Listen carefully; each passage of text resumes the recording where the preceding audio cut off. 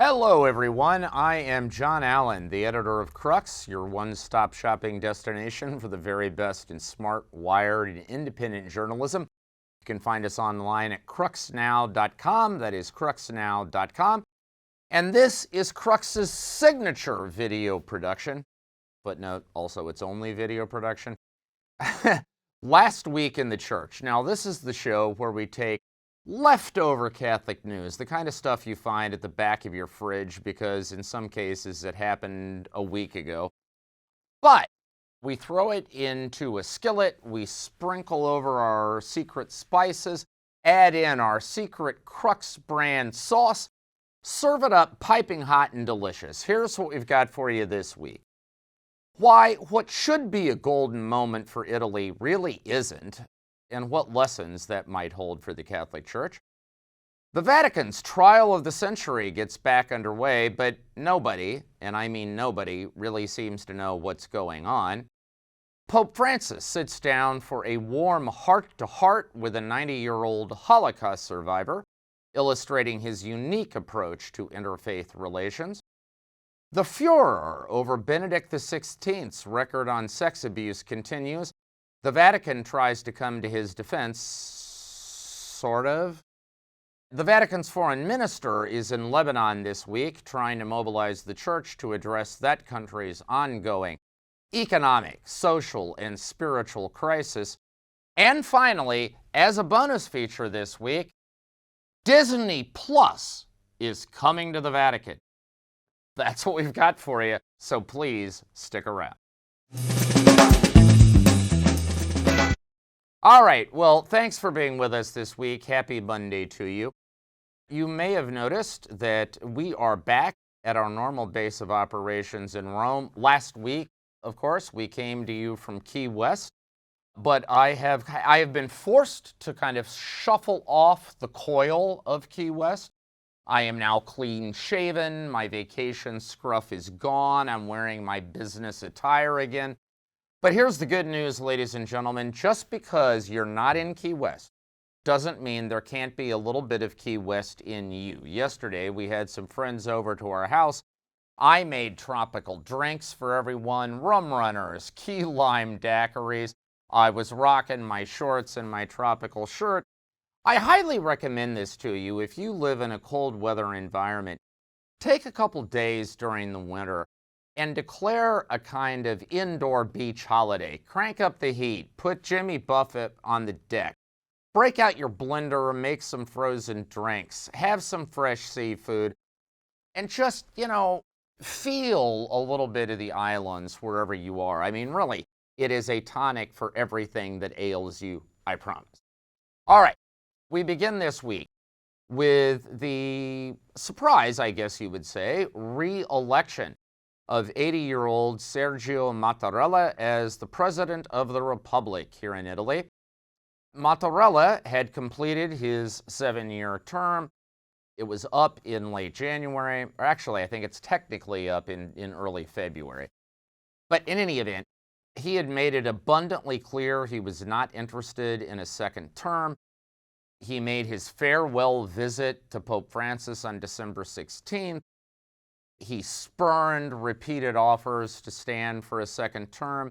He even took a lease on an apartment in Rome that he wanted to move into and spend his golden years puttering around. God knows the man had earned it.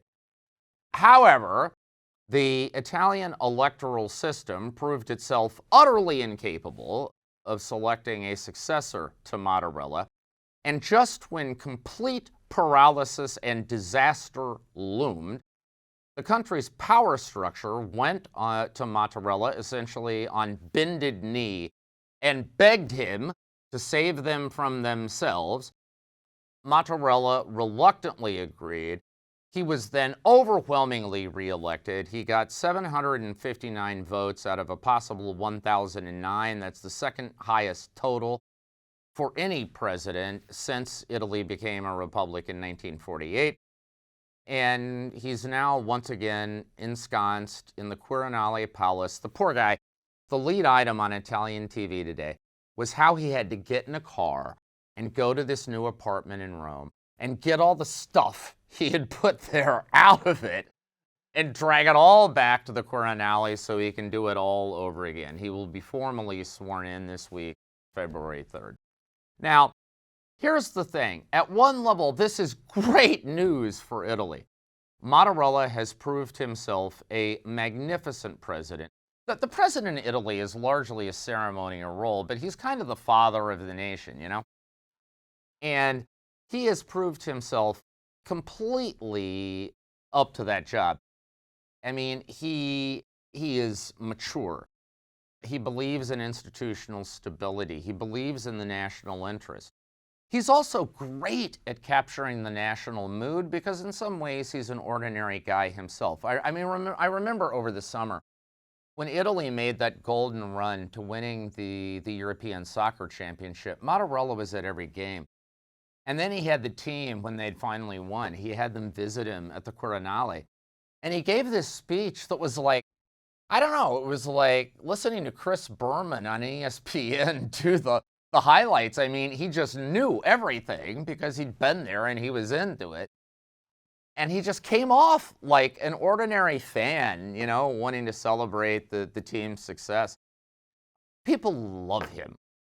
And so we've got somebody in that ceremonial but very important role who obviously has the nation's interest rather than his own at heart, who is a man who will always favor stability rather than partisan interest. And in the prime minister's position, Italy still has Mario Draghi. Many people regard him as the strongest prime minister in Europe right now, leading a fairly robust economic recovery from the doldrums of the COVID-19 pandemic, providing adroit leadership on the international stage. I mean, in many ways, this ought to be a golden moment for Italy. I mean, you could argue that Italy is now the most important and the best led country in all of Europe. The thing of it is, nobody here really feels all that great about the outcome because what they know is that the way we got there is that the major parties in Italy, both on the left and the right, essentially imploded and devoured themselves. The center-right had the votes to dictate the next president. Mattarella, by the way, is from the center-left. However, the leaders in the center-right couldn't agree. They spent all their time fighting with one another. And so in the end, they could never consolidate behind a particular candidate. The center-left is in equal disarray, obvious divisions between the main Democratic Party and the center-left populist movement, the Five Star Movement, and huge divisions within the Five Star Movement right now. In other words, Italy succeeded in spite of itself. This is not an indication of the health of the Italian democracy. This is Italy kind of like getting a free pass despite the dysfunction of its democracy. Now, what are the implications of this for the Catholic Church? Well, look, ladies and gentlemen, at some future point, and we don't know when it is, there is absolutely no indication that Pope Francis is done. I mean, on the contrary, it seems full steam ahead. But at some future point, the Catholic Church is going to have to face its own succession in the top job.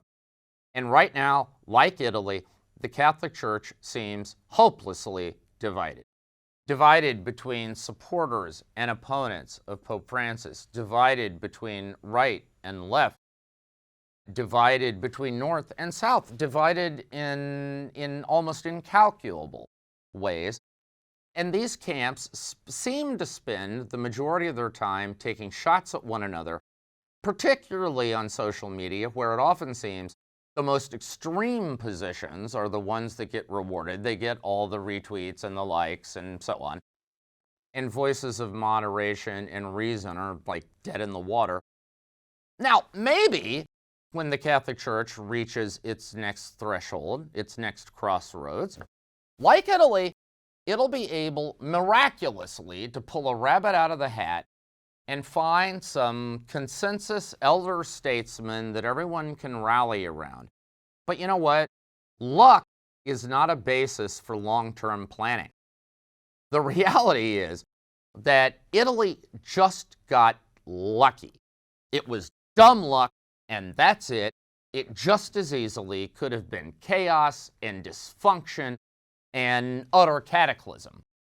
And if the Catholic Church wants to avoid that result, I would suggest that rather than sitting around and hoping for a hot streak when the moment comes, it might be better to try to address some of those internal divisions now so that there can be a basis for compromise, consensus, and acting in the general interest rather than partisan interest when that big moment comes. All right, next, the Vatican's trial of the century. This is that mega trial centering on this a spectacularly failed real estate deal in London where the Vatican sunk $400 million into what was basically a black hole, lost, well, God knows, maybe 100 million, maybe more on the deal, and has now indicted 10 individuals, including, for the first time, a cardinal of the Catholic Church, Italian Cardinal Angelo Becciu. The trial was suspended over the holidays. It resumed on January 25th. Basically, what happened in that hearing, which started a couple of hours late for reasons that really went unexplained. The presiding judge, Giuseppe Pignatoni, apologized, but didn't really explain it. Anyway, what happened in that hearing is that charges which had been temporarily dismissed against certain defendants were readmitted. So we're now back to 10 people who are facing charges in this process, as well as a handful of corporate entities. And in addition, new objections from the defense were heard in addition to the old ones that were all already on the record. Most of it having to do with the failure of the prosecutors to turn over key bits of evidence. The judge accepted those objections but didn't rule on them. And in the media, there was a kind of back and forth. After the hearing, defense lawyers were saying it's just outrageous that the prosecution still hasn't turned over the stuff we want. Meanwhile, the lead prosecutor, a guy named Alessandro Didi, was out there saying, hey, we've turned over mountains of evidence. I don't know what these guys are complaining about. We've done our job. And Didi added, by the way, we said we would re-interview any defendant who wanted it. None of them showed up. So really, it's on them, not on us. What's the takeaway from all of this? Well, the takeaway, I suppose, is we really still don't know how this trial is going to shake out. We don't know if the prosecution is going to turn over the evidence that the defense is seeking. I mean, one thing is, apparently there are some digital images that were used as part of the prosecution indictment. The defense is claiming that of more than 200 of those images, they've only gotten about 15. I don't know. We will see whether or not there is full disclosure or whether or not the prosecution is allowed by the court to withhold certain bits of evidence.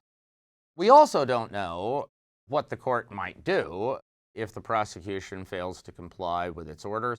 I mean, in other words, there are more questions than answers. What we do know is that this continues to be, despite the kind of farcical elements of it, and I will grant you that so far this has been more farce than drama. Nevertheless, it remains really important because try to remember that the reform of the Vatican promised under Pope Francis was supposed to begin with finances. The watchwords of that reform were supposed to be transparency and accountability.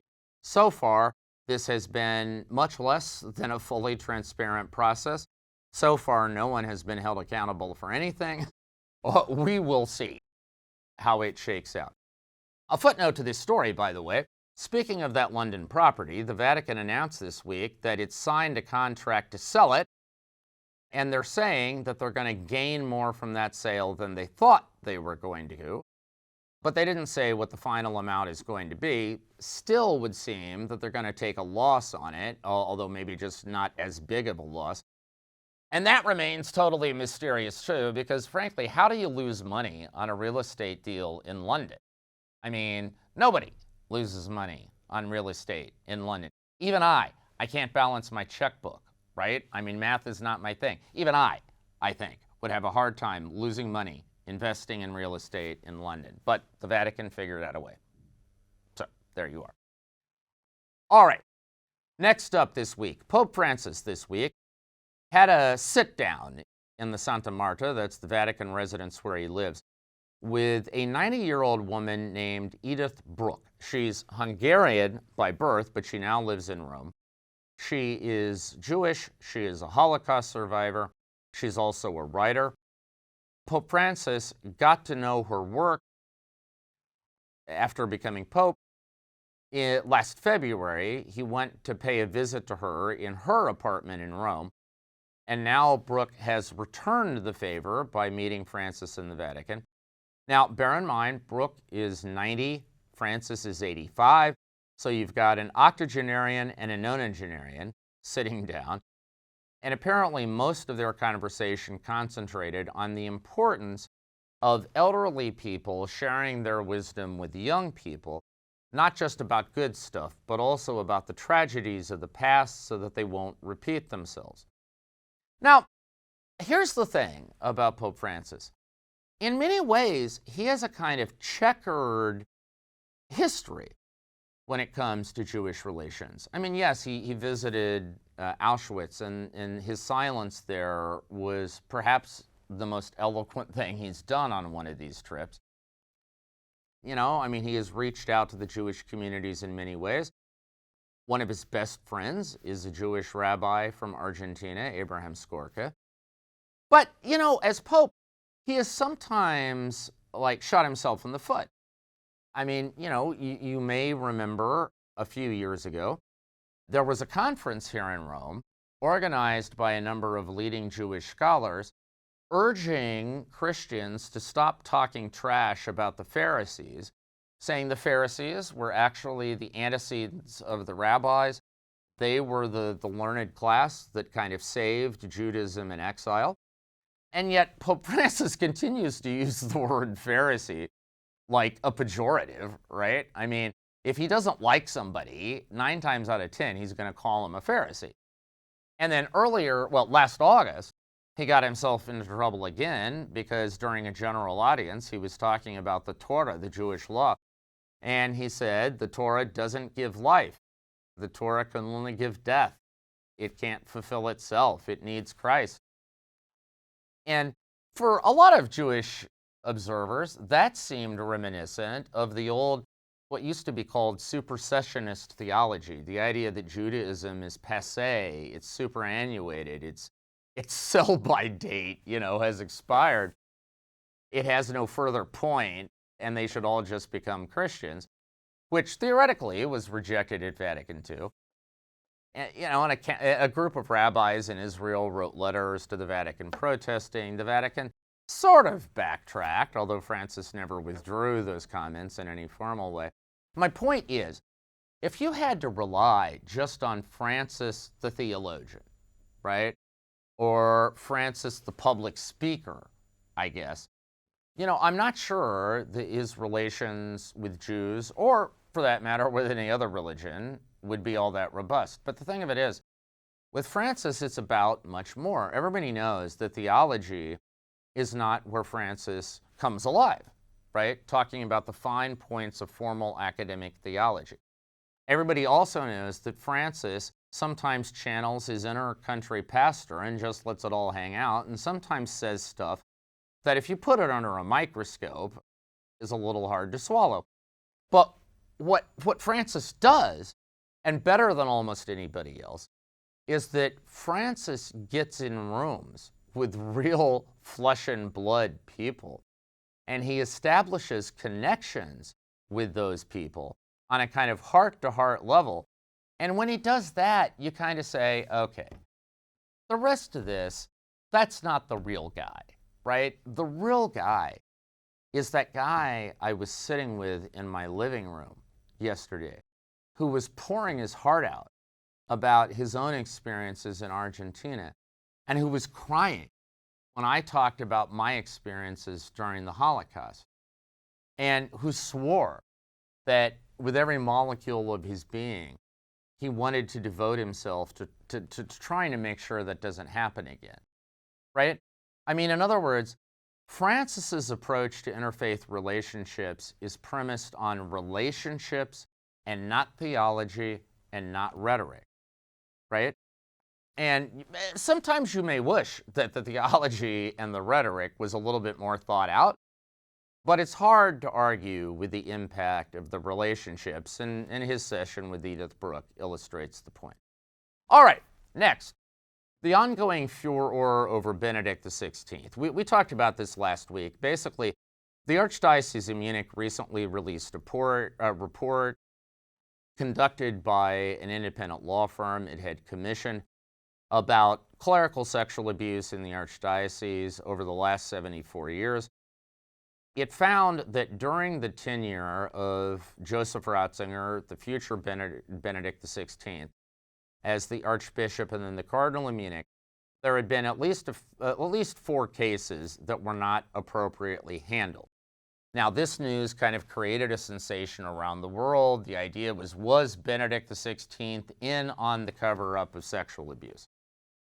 Now, in some ways, like everything we said last week remains true. That is, of these 4 cases, one of them was dismissed by the authors of the report themselves. They said Benedict was exonerated upon closer examination. Another was torn apart in 2010, and the conclusion was Benedict had nothing to do with it. Of the remaining 2 cases, the jury is still out. Now, new developments in the meantime. One is that Benedict, in exhaustive responses to researchers who were preparing this report, he was asked about hundreds of different things. One of them was a meeting in 1980 in which one of these abuser priests was discussed. Benedict had initially said that he wasn't at that meeting. Then, however, when minutes were produced showing that he was there, he had to backtrack and said that his initial answer was due to an editing error. Now, look, I mean, you can blow that up into a smoking gun if you want to, but I would ask you, how many among us remember precisely what we were doing 40 years ago? I mean, hell, I barely remember what I was doing 40 minutes ago. And so I'm not really sure that this is, the thing, that the case against Benedict rises or falls on the basis of this. The other new development is that the Vatican came to Benedict's defense with an editorial by the Vatican's editorial director, Andrea Tornielli, a veteran Italian journalist, and at one time, probably the best Vatican journalist on the beat, hired by Pope Francis to be his kind of, journalist-in-chief, maybe it would be the way to put it. Now, Andrea's editorial came in for significant criticism because even though it's obviously in response to the criticism following the Munich report, it never actually addresses the charges in the Munich report. Instead, it focuses on Benedict's record as Pope, which was undeniably a reformist record. Now, the thing of it is, of course, the Munich report was not examining Benedict's record as Pope. It was examining his record as the Archbishop Cardinal of Munich. And so, in a way, Tornielli's editorial was utterly off the point. I mean, in other words, both things could be true.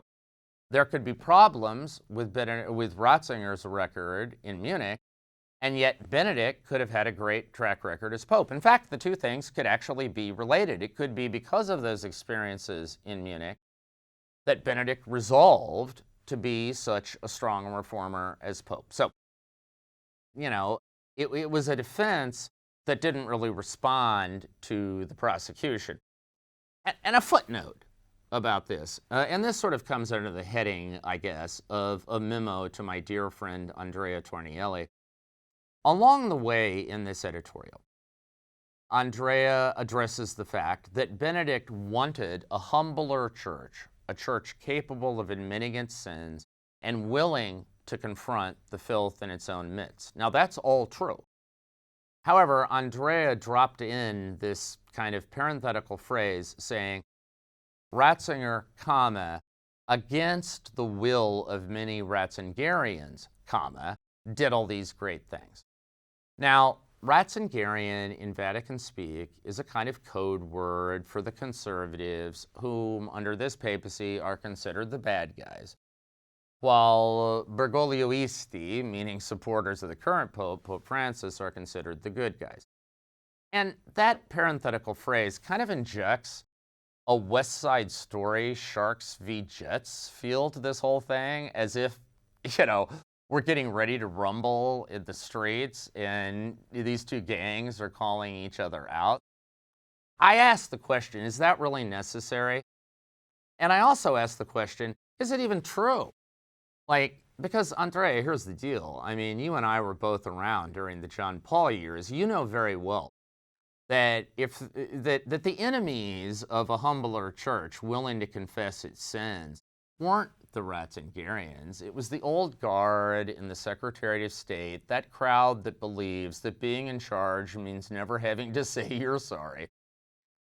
And that was the real obstacle to progress. That was the obstacle that Joseph Ratzinger had to fight against as prefect of the Congregation for the Faith and later as Pope.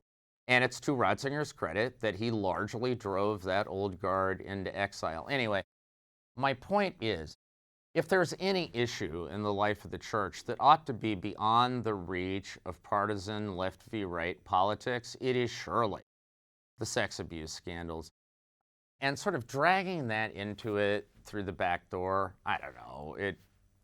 It just seems gratuitous and unnecessary and arguably counterproductive. But, that could just be me. All right, next up, the Vatican's foreign minister, British Archbishop Paul Gallagher, is in Lebanon this week, getting there today. He'll be there through Friday. The idea is to try to mobilize the Catholic Church to address that country's deep crisis. And make no mistake, Lebanon is in crisis. Roughly 80% of the country today is living below the poverty level. 31% of Lebanese children are no longer in school because they've been forced to go to work to try to support their families. The population of Lebanon has been swelled by a massive influx of refugees from neighboring Syria. And again, according to UN statistics, a staggering 99% of those Syrian refugees in Lebanon are undernourished, that is, they're facing hunger. The presence of all these Syrians amid the country's implosion has generated deep social tensions between native Lebanese and the Syrians. I mean, a lot of people think the country is in its worst condition since its bloody civil war in the 1980s. And look, this is of concern to the Vatican not merely for humanitarian reasons, but also because Lebanon is in many ways Christianity's last line of defense in the Middle East. Population of roughly 6 or 7 million. Is somewhere between 30 and 40% Christian. Majority tradition are the Maronite Christians, one of the most resilient Christian churches on the planet. So if Lebanon goes down the tubes, the prospects for Christianity's survival in the Middle East go down the tubes with it. And therefore, we'll be paying close attention to what comes out of Gallagher's visit, especially because, by the way, it could be an advance run for a possible papal visit to Lebanon later in the year. We will see. Finally this week, my bonus item. Disney Plus, that's the online streaming service of the Disney Corporation, announced this week its plans for expansion in 2022. And on the list of countries that it wants to expand to is, believe it or not, Vatican. The Vatican City state. Now, two things about that. One, I hate to break it to the good people at Disney, but the Vatican doesn't have its own cable or satellite service. It relies basically on the Italian system, which means Disney Plus is actually already in the Vatican. I mean, one of the ways my wife, Elise, and I know that is that we have a friend who lives and works in the Vatican, who's been watching the Beatles documentary on Disney Plus, Get Back, which is terrific. By the way, you should watch it if you haven't seen it yet. But anyway, he's been watching it in his Vatican residence without, any kind of problem. And second, Like, I'm not really sure the Vatican is the target demographic for the Disney Corp anyway. I mean, yeah, they like G-rated stuff, don't get me wrong. But a lot of the stuff on the Disney Channel is for kids. Have you ever looked at the demographics of the Vatican City state? I mean, it does not skew young. Okay? You're talking about a lot of guys in their 70s and 80s and north of that. And I'm not really sure that, like, I don't know, cartoons is their scene. However, the news that Disney Plus wants to get a toehold in the Vatican drove me today to look up their programming lineup just to try to get a sense of what denizens of the Vatican might be interested in. And I note that Disney Plus includes a program called the Mysterious Benedict Society. Now, we got a Pope Benedict in the Vatican, right? Living there in kind of rehabbed monastery. And so, that might be of appeal. And digging deeper, I note that the plot line of this show apparently is about a group of kids who are recruited to penetrate this kind of evil institution that is trying to project subconscious subliminal messages into people's brains for nefarious purposes. Now, if you think about it, that kind of was Benedict's mission as Pope, right? He wanted to do battle with a dictatorship of relativism, and he wanted to recruit younger priests, younger seminarians, younger believers to kind of pick up the cause, right? So, I don't know, maybe that will play well in the Vatican, remains to be seen. But all I can tell the Disney Corporation is, good luck in your expansion plans. I hope your business model doesn't depend on the Vatican as your new principal revenue stream. All right, that is our show for this week. Thank you very much for being with us. Over the course of the next 7 days, my charge to you is stay safe, stay healthy, have a fantastic and blessed week, and we will talk to you again soon.